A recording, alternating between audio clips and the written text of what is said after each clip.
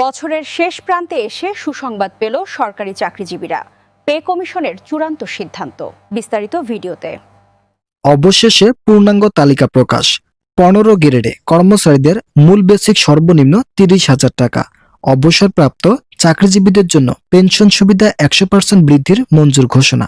অর্থ উপদেষ্টা এই বিষয়ে যা বললেন। অর্থ উপদেষ্টার ভাষ্য মতে পূর্ণাঙ্গ তালিকায় বেসিক সর্বনিম্ন 30,000 টাকা মঞ্জুর ঘোষণা করা হয়েছে। একই সাথে থাকছে পেনশন সুবিধা 100% সহ 15টি গ্রেডের নতুন সুবিধা। এই বিষয়ে বিস্তারিত আলোচনা করার শুরুতে আপনারা যারা এখন পর্যন্ত আমাদের এই চ্যানেলের নতুন সদস্য আছেন তারা পরবর্তী আপডেট পেতে চ্যানেলটি সাবস্ক্রাইব করে বেল আইকনটি অল করে দিন। অবশেষে সরকারি চাকরিজীবীদের জন্য 15 গ্রেডে পূর্ণাঙ্গ তালিকা প্রকাশ করেছে অর্থ উপদেষ্টা। এছাড়াও যারা অবসরপ্রাপ্ত সরকারি চাকরিজীবী আছেন তাদের জন্য পেনশন সুবিধা 45% থেকে উন্নীত করে সরাসরি শতভাগ করার নতুন সিদ্ধান্ত গ্রহণ করা হয়। যারা অবসরপ্রাপ্ত সরকারি চাকরিজীবী আছেন তাদের জন্য বৈঠকে নতুন একটি সিদ্ধান্ত গ্রহণ করেন। গতকালের বৈঠকে সভাপতিত্ব করেন বর্তমান স্বরাষ্ট্র উপদেষ্টা অবসরপ্রাপ্ত সেনা অফিসার জাহাঙ্গীর আলম। তার নেতৃত্বে বেতন বৃদ্ধির বিভিন্ন বিষয়ে আলোচনা করা হয়। একই সঙ্গে গোয়েন্দা সংস্থার বিভিন্ন সদস্যরা সরকারি চাকরিজীবীদের গেজেট প্রকাশের জন্য ইতিবাচক তথ্য তুলে ধরেন। তাদের সিদ্ধান্তের উপর নির্ভর করে আগামী 15 ডিসেম্বর গেজেট প্রকাশের নতুন তারিখ নির্ধারণ করা হয়েছে। অর্থ উপদেষ্টা ও প্রধান উপদেষ্টার মধ্যস্থতায় ইতিমধ্যে আজ সকাল 10টায় একটি বৈঠক অনুষ্ঠিত হয়। বৈঠকে সরকারি চাকরিজীবীদের বেতন বৃদ্ধির পাশাপাশি বিভিন্ন বিষয়ে দিক নির্দেশনা আসে। গতকাল সরকারি চাকরিজীবীদের বেতন বৃদ্ধির বিষয়ে তারা স্পষ্ট ভাষায় বলেন যে যেভাবেই হোক আগামী 15 ডিসেম্বর গেজেট প্রকাশ করতে হবে। যদি এই গেজেট প্রকাশ করতে বিলম্ব হয় তাহলে সরকারি চাকরিজীবীদের বেতন বৃদ্ধিতে নতুন সমস্যা সৃষ্টি হবে। 15 ডিসেম্বর ডেডলাইন প্রকাশ করেছে সরকারি কর্মচারী মহলের সংশ্লিষ্ট বৃন্দ। এছাড়াও তারা বলেন সরকারি কর্মচারীদের নবম পে স্কেল বাস্তবায়নে ব্যর্থ হলে আগামী 17 ডিসেম্বর কঠোরতম আন্দোলন করা হবে। একই সঙ্গে সরকারি কর্মচারীদের সকল দাবি দেওয়া বাস্তবায়ন করার আহ্বান জানিয়েছে কর্মচারী মহলের সদস্যরা। ভিডিওটির এই মুহূর্ত পর্যন্ত এসেও আপনারা যারা এখন পর্যন্ত আমাদের এই চ্যানেলের নতুন সদস্য আছেন তারা পরবর্তী আপডেট পেতে চ্যানেলটি সাবস্ক্রাইব করে বেল আইকনটি অল করে দিন। কর্মচারীদের মূল বেসিক সর্বনিম্ন কত টাকা বৃদ্ধি করা হবে এই বিষয়ে জানতে চাইলে পে কমিশন বলেন কর্মচারীদের মূল বেসিক সর্বনিম্ন 30,000 টাকা নির্ধারণ করা হয়েছে। যেহেতু নবম পে স্কেলে গ্রেড সংখ্যা 15টি রাখা হবে, যার ফলস্বরূপ সর্বশেষ 15 গ্রেডে সরকারি চাকরিজীবীদের জন্য নবম পে স্কেল বাস্তবায়ন সহ সর্বনিম্ন বেতন থাকবে 30,000 টাকা। কর্মচারীদের 8,250 টাকা সর্বনিম্ন বেতন থেকে উন্নীত করে সরাসরি 30,000 টাকায় বৃদ্ধি করার নতুন সিদ্ধান্ত গ্রহণ করেছে পে কমিশন। এই সিদ্ধান্ত বাস্তবায়ন করার ফলে সরকারি চাকরিজীবীদের মাঝে ব্যাপক আলোড়ন সৃষ্টি হয়েছে।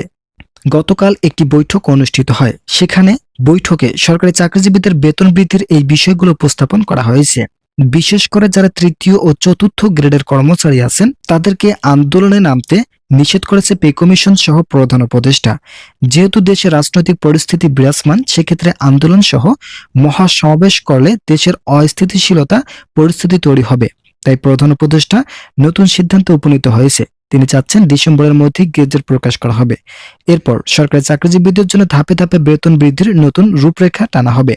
বিশেষ করে কর্মচারী মহলের বিভিন্ন সংগঠনের নেতারা আন্দোলন করার মাধ্যমে তাদের দাবিগুলো উপস্থাপন করেছেন। এই দাবিগুলো নিয়ে পে কমিশন সহ অর্থ মন্ত্রণালয় অভ্যন্তরীণভাবে আজ সকাল 10টায় একটি বৈঠক হয়। বৈঠকে সরকারি চাকরিজীবীদের বেতন বৃদ্ধির বিষয়গুলোকে যথাযথভাবে উপস্থাপন করা হয় এবং সরকারি চাকরিজীবীর নবম পে স্কেল বাস্তবায়নের নতুন সিদ্ধান্তের কথা জানায়। ভিডিওটির এই মুহূর্ত পর্যন্ত এসেও আপনারা যারা এখন পর্যন্ত আমাদের এই চ্যানেলের নতুন সদস্য আছেন তারা পরবর্তী আপডেট পেতে চ্যানেলটি সাবস্ক্রাইব করে বেল আইকনটি অল করে দিন।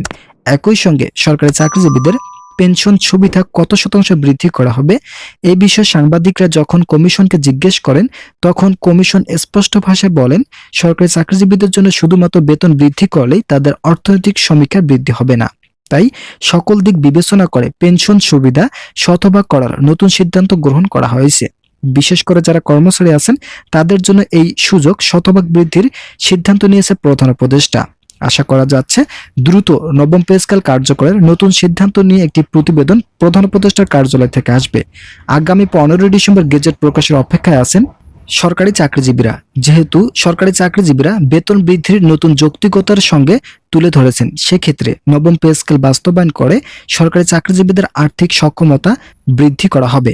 কর্মচারী ফোরামের সদস্যরা বলেন, নবম পে স্কেল আমাদের ন্যায্য দাবি। আমরা দীর্ঘ 10 বছর থেকে বৈষম্যের শিকার।